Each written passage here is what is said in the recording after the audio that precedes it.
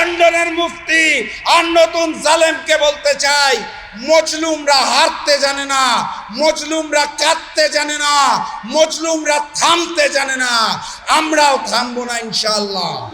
2014 সালে হয়েছিল বিনা ভোট, 2018 সালে হয়েছিল রাতের ভোট, 2024 সালে আমরা দেখেছিলাম ডামি ভোট।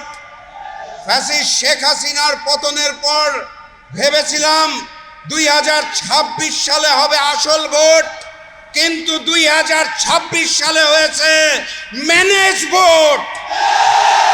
লন্ডন থেকে ওই মুফতি সাহেব এসে জনগণের সমর্থন আদায় করতে না পেরে প্রশাসনকে ম্যানেজ করে, ডিপ স্টেটকে ম্যানেজ করে, কমিশনকে ম্যানেজ করে, সরকারকে ম্যানেজ করে ম্যানেজ ভোট আয়োজন করেছে।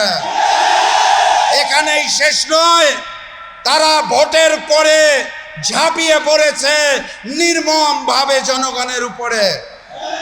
2018 সালে ধানের শীষে ভোট দেওয়ার জন্য যেভাবে করে গণধর্ষণ হয়েছিল, 2026 সালে এসে ধানের শীষে ভোট না দেওয়ার কারণে গণধর্ষণ আমরা দেখতে পেয়েছি।